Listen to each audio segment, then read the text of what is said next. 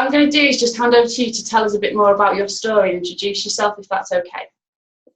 Yeah, so I'm Franziska, and I was actually born in Germany, and I lived in the UK for quite some time. I studied architecture in Oxford and graduated from that. And then my now husband, back then partner, and I thought, what do you do when you've graduated? Where shall we go? And I still had a green card from way back when. That's another story. But we thought, somewhere in America, let's go to New York. Let's see, if you can make it there, you can make it anywhere. So we put it to the test and went to New York and had a bet who would get the first job. So that was fun. Yeah, so fresh in New York, I wore many hats, with the architecture background. Interior design was actually my passion. So I ended up working in furniture stores and just to get a first job. And there's a magazine here in the States that's quite well known, Martha Stewart Living. So I ended up being able to style for them a little bit. On photo shoots, I have a love for magazines. So, and then I worked in an architecture firm, and we actually built quite a nice little career, and we were there for 2.5 years. And our apartment, we had fun with, with my background. So it ended up being featured on HGTV, which is like a big home show channel here. It was called Small Space, Big Style, and we had all of 350 square feet. And, wow, that's amazing. Yeah, and it was featured in a lot of magazines, and then in the end the Oprah show called as well. So it turned out that whenever somebody did anything with a small space theme, they kind of contacted us. So in those 2 years we established ourselves as small space experts, which was fun. Oh wow! So did you hang around in New York, or did you have your kids there, or? Yeah, my son was born there in 2005, so it very much feels like home. But we had the perfect storm brewed after that. So, my husband is British, and we weren't married then, but we could not get any more visas for him. And essentially we had to leave New York kind of just at the cusp of what we had built. No. So where did you go? Where did you go back to? London. We went to London because that was the easiest place for him to work and make money for us. And, not wanting to split our new little family up, we all moved across the pond when my son was 6 months old. Gosh, wow, that was a big transition for you all, and you had a new baby in tow as well. Yes. Yeah. So what did you do when you got back to the UK?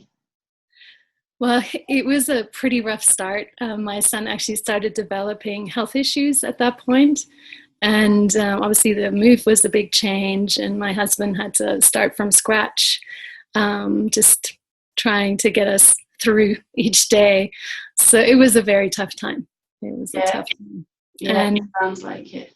And I had to, I think every parent goes through that transition with a child anyway, that you're in this whole new place in your life, and you have to find a new identity with baby, and how do you fit the work in? And for us, the move fell into that at the same time, and I had to let everything go. And I was a happy mom, but I did not want to be only a mom. Yeah. I love my work. Were you fulfilled just being a mom? No.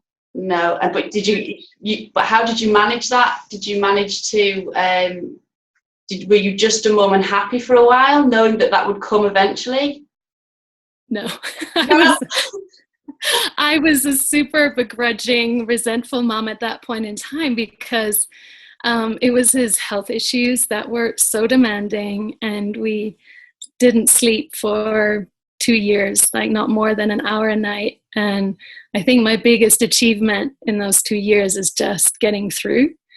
And I think it happens to quite a few parents, thankfully not all, but you just get kicked into survival mode, and that's all you do. You just get through each day And I tried, because I've always been very ambitious and I'm a very creative person.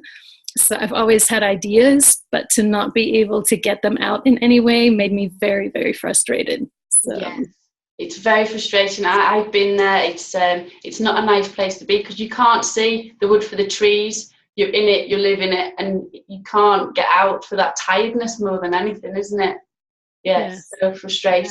Yeah. So what happened? What happened then? Did you get out of your little cloud? And well, how long did it take you? Yeah, it took a very long time. It took a very long time. My son is now 11, so it took a long time. The first 2.5 years, we were struggling with that one health issue, and then we had one glorious summer where that was healing, and I thought, oh, maybe being a mom isn't quite so bad. And then 3 months later, we were in hospital, and he was diagnosed with a life-threatening autoimmune disease. And I was completely crushed. I was like, what else is life going to throw at me? I've got nothing left to give. What is this? Why is motherhood so hard for me when others do seem to enjoy it? So, and him just as a lovely little kid is great. It was just these health issues that were literally nearly just killing us. Absolutely. So when you look back on that time, is there anything that you would have done differently to manage it? Yeah, I wish I had the tools I have now.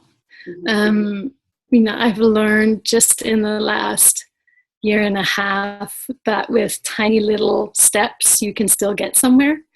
But I felt so overwhelmed by the demands from these health conditions that I didn't know where to start. My ideas were so big that the moment I kind of allowed myself to dream them through, they seemed so overwhelming. And I just immediately concluded, well, I'll never get there with everything I have to do on a daily basis just to keep my child alive.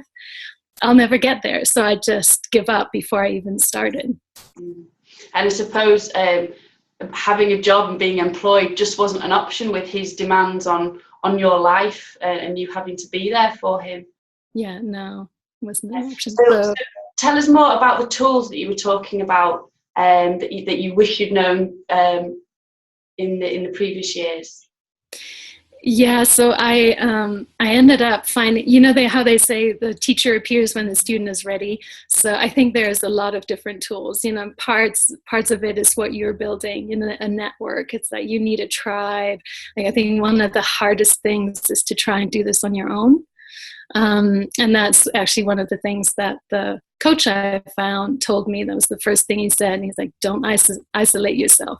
If you're sleep deprived and all you're trying to do is work in your office on your own, you're not going to be productive, and it's just really tough emotionally. So I found a business coach, and his name is Todd Herman, and he had put on an online course called the 90-Day Year, and the tools he taught in there were just my key to work life, finding a work life again.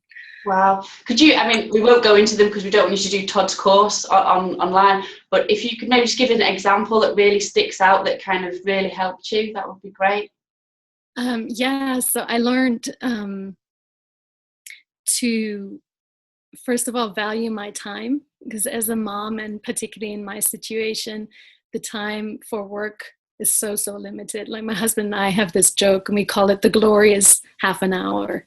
You've dropped off the kids, you've done the dishes, the laundry, and whatever, taking care of something, and then you have half an hour before you got to pick them up again.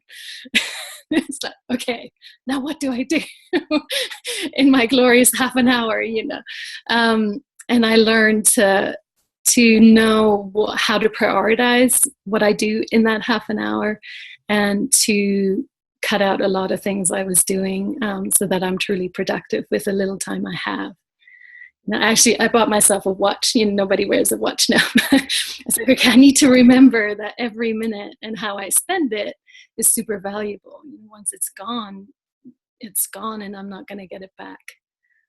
Yeah, it's absolutely right. It is, time just becomes so valuable, doesn't it? And children make you realise that time is such a precious commodity when you've got them there. So So now are you happy with your mum status? Like, Yes, since Todd's given you his tools? yes, Yeah. He actually, my son adores my coach. Yeah. I have a happier mom. Thank you for this. He writes him all these notes going, thank you for making my mom happy again.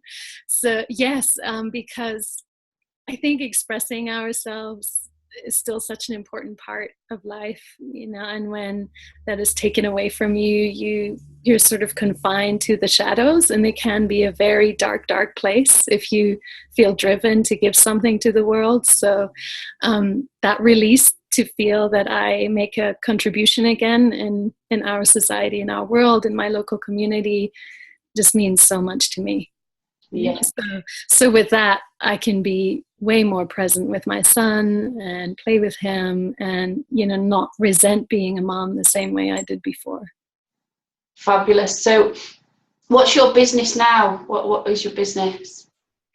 So I ended up designing websites for my grand ideas. We couldn't afford to pay anyone to build a website for all these things I was going to build and do and change the world with. So I taught myself. And I, at the same time, started volunteering. And I think that's actually another great idea, because as such a busy mom and never knowing when the next health emergency was going to hit me or if I was going to not sleep for 3 nights, I didn't feel like I could truly be reliable in the workforce yet. So I started volunteering, and that was actually kind of a lifesaver. So I volunteered for a local design event, and I met my tribe there. All the interior designers from our town were in one room, and as they understood that I was building websites, they said, well, you should build mine. So I've kind of built my new business on building websites for other designers. Wow, that's amazing. That's such a good tip, to do some voluntary stuff to get yourself integrated into that environment. Yeah, that's fabulous. So if you're speaking to yourself or a new parentpreneur, kind of 3 or 4 years ago, and they're thinking about either stopping their full-time employment and looking at being a parentpreneur, or coming out of mummy days and thinking, I'd like to start my own little business, what's the biggest piece of advice that you would give to that mum or dad? Well, I think first of all that through little steps you can still get somewhere. So with those golden little nuggets of time, if you can break down your big ideas or where you want to get to into small enough steps to feel at the end of the day that you've done something purposeful and something that's moved the needle on where you want to go, I think that's the biggest kind of advice I wish I had had earlier, that those little actions will eventually add up to something big. And, you'll look back a year later and go, wow, I've actually gotten somewhere. But when you do that tiny little step that day, you can feel so frustrated that that's all it was, compared to who you maybe were before a child and what you were able to achieve before a child. It's no. And then, me as mom with child with health issues, I had to have even different other standards. I looked at the other moms and went, oh my God, they're so amazing and all the things they do. Why am I so tired and can't get anywhere? So I think honoring the little steps that you can take is a big one. And now people are looking at you and saying, wow, gosh, she's amazing. How does she do what she does? So it's really, really cool to speak to you about that. If people want to find you or get in touch with you, what's the best way to do that? Your website or? Yeah, my website is byfranziska.com. It's hard to spell. It's FRANZISKA.com, and you say C. Anyway, it doesn't matter. I'll put it in the post when we put it online. Yeah, but that's probably the best way to find me. Lovely. Thank you so much for that. It's so good. And your little boy, his health issues, have they leveled out or? They'll be lifelong. So we just manage, and there's great tools, and I don't want to say you get used to it, because you don't, but he'll be fine. He'll live a long and happy life. Brilliant. You are such an amazing lady. I could speak to you all night, really could. But thank you so much. Hopefully that other people will find it really useful to listen to what you've had to say. Thank you for Thank you so much. Appreciate it. Thank you.